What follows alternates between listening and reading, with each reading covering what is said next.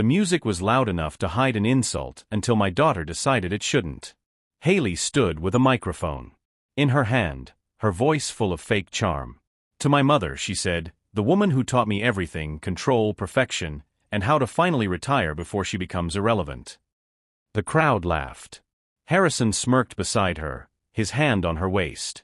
My stomach tightened, but I didn't flinch. Hale looked straight at me. You were a legend once, Mom, but legends fade. Tonight, let's celebrate the new generation. That was the moment the laughter turned into a weapon. My name became a joke in my own family's mouth.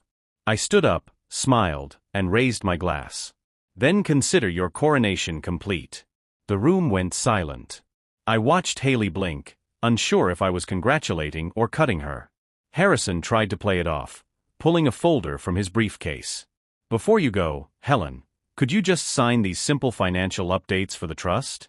Routine stuff. He placed the papers in front of me. Power of attorney in the middle of a dinner party. You want me to sign my life away? I said, here in front of your guests. Haley laughed lightly, but her eyes were sharp. Don't be dramatic, Mom. Everyone does it. You trust me, right? Trust, I said. That's what you call it when you stage a public ambush. People started whispering. Harrison stepped closer. Let's not make a scene. You already made one, I said. I flipped the papers open and glanced at the signatures. You even practiced forging my name. Sloppy work, Harrison. His face lost color. Haley's smile froze. Mom, you're overreacting, she said quickly. No, I said. I'm finally reacting. I picked up the pen, clicked it once, then dropped it on the table. You wanted a signature? Here's mine. I pushed the papers toward them. Sign it yourselves. That's what you're good at, isn't it? Pretending. Haley hissed under her breath. You're embarrassing yourself. No, Haley, you're embarrassing your father's name. The crowd went quiet. Even the waiter stopped moving. Harrison tried to take control. Helen, you're tired. We can talk tomorrow. I cut him off. No, we talk now. I leaned forward. You think you're smarter because I'm old? I built portfolios bigger than your ego, and I've crushed better liars than you before breakfast. The silence after that was sharp. I stood straight, looking at both of them. You two planned this together. You waited until I was surrounded, thinking humiliation would make me weak. You still don't understand what kind of woman raised you. Haley's voice cracked. Why are you doing this? Because you did it first. I reached for my glass, poured it onto the papers, and watched the ink bleed. Here's your trust fund liquidated. Gasps filled the room. Harrison tried to grab the folder, but I shoved it toward him. Take it. Frame it. Call it your first loss. Haley's face went pale. You'll regret this. I don't regret facts, I said. Only mistakes, and marrying into this family was yours. Then I turned toward the door. Enjoy your celebration. It's the last one you'll host in my name. The entire room stayed frozen. I walked out through the silence, each step louder than their laughter had been. Behind me, I heard Haley's voice tremble for the first time in years. Mom, wait. But I didn't. That night, they thought they humiliated me. They didn't know they just opened an investigation. The night after the party, I didn't sleep. I sat in my car outside the house, headlights off, engine silent, replaying every word my daughter said in front of those people. By midnight, the anger had cooled into something sharper. Clarity. Then my phone buzzed. Unknown number. Madam, a voice whispered. It's Marianne Pierce, the photographer. Please don't hang up. You need to see something. And please don't tell your daughter yet. My pulse steadied. What is this about? I can't say on the phone. Just come to my studio tomorrow morning alone. The line went dead. For the rest of the night, I stared at the ceiling. My husband used to say, silence tells you what noise hides. That night, silence told me something was about to break. By sunrise, I was parked outside her studio. The air smelled like rain that hadn't fallen yet. The place was half dark, one light glowing in the back. Marianne opened the door before I even knocked. She looked exhausted, eyes red, coffee untouched on the counter. Thank you for coming, she said. I didn't know who else to call. Show me, I said. She opened her laptop. Photos flickered across the screen. Smiles, laughter, champagne. The celebration I just escaped. Then she stopped scrolling. Here, Haley and Harrison behind the tent. My daughter still in her wedding gown, his suit jacket off, both leaning over a table, pen in hand, signing documents. What am I looking at? I asked. Stock transfer agreements, she said quietly. From your firm. I cross-checked the metadata. It's the night of the wedding. 10:42 p.m. I said nothing, my eyes fixed on the image, my daughter's handwriting next to a forged version of mine. They didn't even wait a day, I murmured. Marianne swallowed. I used to work for Harrison PR Consultant Florida. His company was investigated for elder fraud. He rebranded, changed the fund's name to Cole Trust. When I saw your family name appear on internal drafts, I knew what he was doing. I looked at her. Targeting seniors again. Yes, she said. They call it investment. Restructuring. It's theft with signatures. They move client assets into temporary accounts, cash out, and disappear. He needed a respected name, yours, to front the first pool. Your daughter, she's the perfect face. Young, clean, credible. My chest tightened. I thought of the toast, the laughter, the way Harrison kept touching her shoulder like she was both wife and accomplice. Send me the files, I said. Marianne hesitated. There's more. She clicked to another folder. Screenshots of emails, drafts, legal templates. Iskannad fast. Words like pension conversion, founder's authorization, Whitaker assets. How much? I asked. She looked down about 8 million in projected liquidation. The room went quiet. Outside, a delivery truck passed, the rumble vibrating through the floor. I kept my voice calm. You knew about this before the wedding. I suspected, she said, eyes wet, but I thought maybe I was wrong. I didn't want to ruin her day. You didn't ruin anything, I said. They did. I zoomed into the photo again. Haley's smile looked rehearsed. Harrison's hand gripping the pen like a victory flag. My daughter wasn't tricked. She was celebrating. Marianne whispered, You don't seem surprised.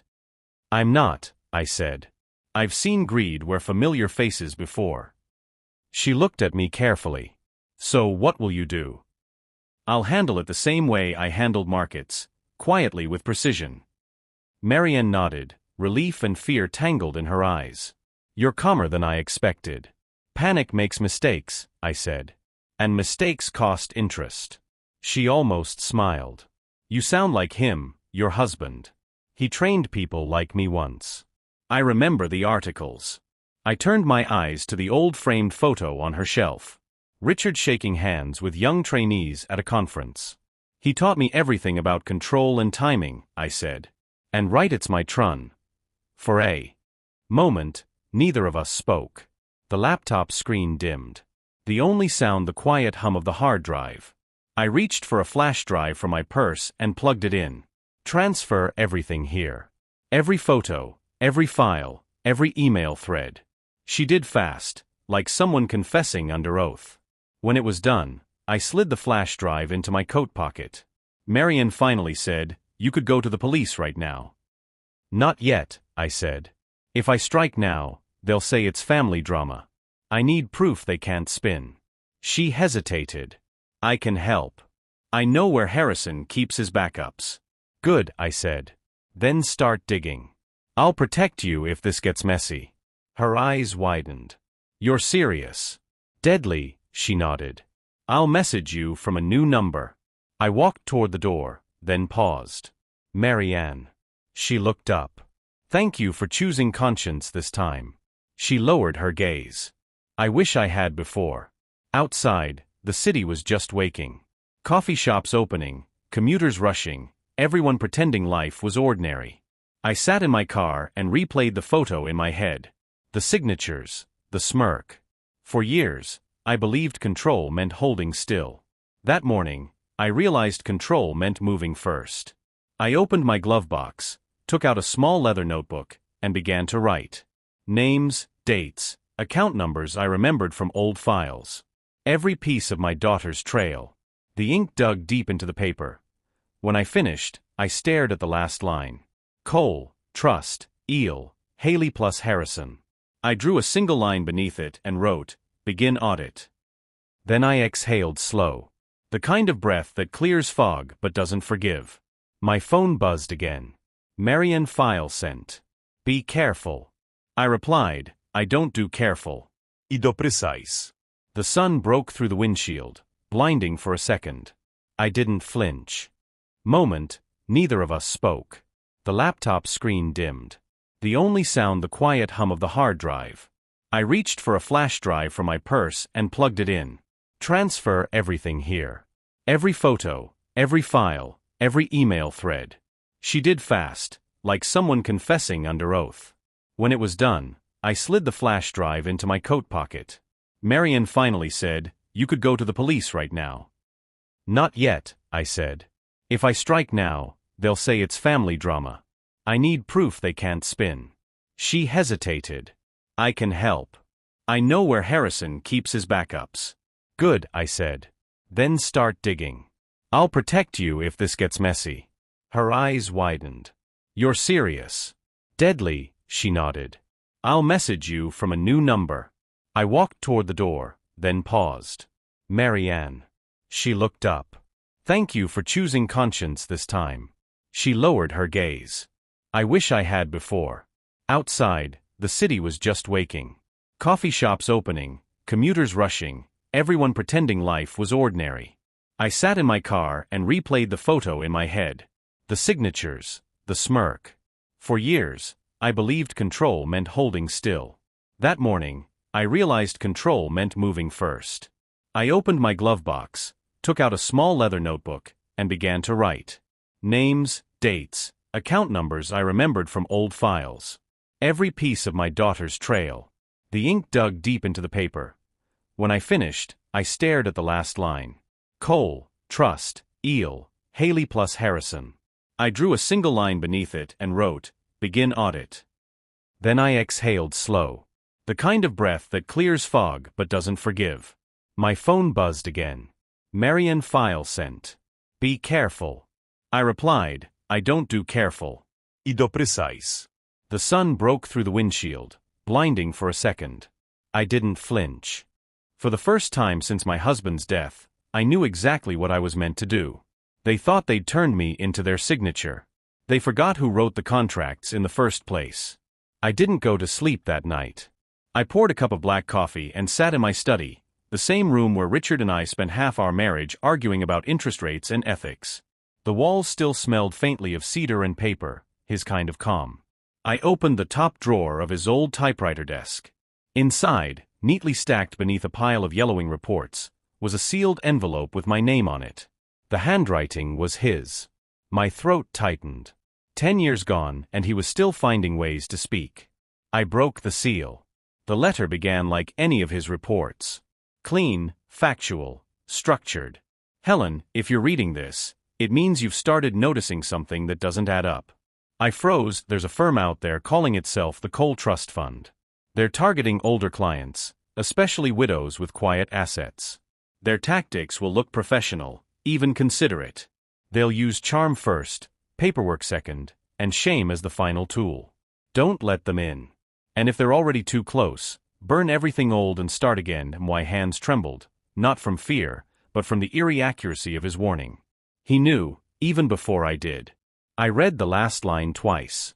Never trust charm without history. I sat back in my chair. The words weren't just advice. They were prophecy. For a long time, I just stared at the typewriter beside the letter, the ribbon still threaded, dust gathering between the keys. I pressed one down gently. It clicked, leaving a faint mark on the old paper still rolled inside. R, his initial. Something inside me steadied. I reached for the folder I'd brought from Marianne's studio. My name forged. My trust violated, my daughter smiling as she signed my assets away. I burned the letter first, not because I wanted to forget him, but because I understood what he meant, erase anything they could twist. The flame rose slow, edges turning black until the words disappeared. Then I burned the old will, the one that gave Haley power she no longer deserved. When the smoke cleared, Only ash and the smell of ink remained. I poured another cup of coffee and opened my laptop.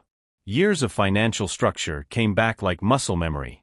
I drafted a list, names of contacts, accountants I still trusted, a private investigator who owed me favors. I titled it Rebuild Phase 1. I didn't cry. I didn't curse. I moved like someone signing her own rebirth. At 3 o'clock in the morning, I heard the echo of Richard's voice, that quiet way he'd speak when something serious was unfolding. Control is never about what you own. It's about what you understand, I whispered back. Then let's begin. Outside, Charleston was silent.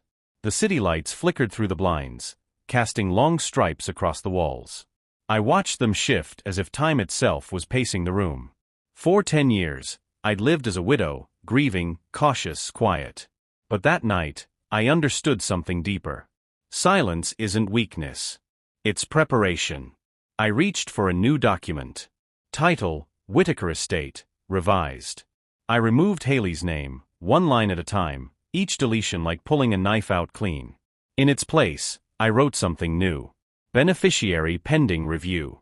By the time dawn touched the windows, the air smelled faintly of burned paper and strong coffee. I closed the laptop, leaned back in my chair, and looked at the framed photograph on the desk, Richard's hand resting on my shoulder, Haley smiling beside us. The kind of family photo people think means safety. Now, it only meant motive. I set the photo face down. When the first bird started singing outside, I felt it. Not grief, not anger, just precision settling into my bones. People like Haley and Harrison survive because others panic. I wasn't going to. I had the files, the motive, and now I had proof that Richard had seen this storm before it formed. I glanced at the ashes in the tray. The paper was gone, but the words stayed. Never trust charm without history. The light shifted. I stood, stretched, and straightened my jacket. It was time to move from grief to execution. I whispered to the empty room, "Your move, Haley." Then I opened the window, letting the wind carry out the last of the smoke. The ashes were gone, nothing left but purpose. What was left behind wasn't sadness. It was strategy. Charleston woke under a thin layer of fog the next morning. I didn't feel tired. I felt organized. My list from the night before sat beside my coffee cup, written in clean lines, names, dates, and one clear goal.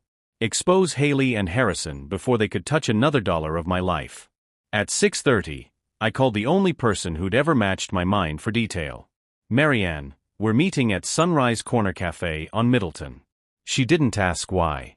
"I'll be there." The cafe opened early for the fishermen and the sleepless. Steam rolled off the espresso machine. The smell of burnt beans and salt air mixed with the tension sitting between us. Marianne looked pale but ready. Her laptop was already open, files labeled, timestamps visible. "You said you wanted everything," she said. "Here it is.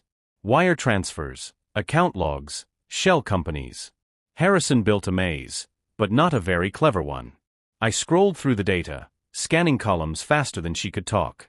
3 holding accounts.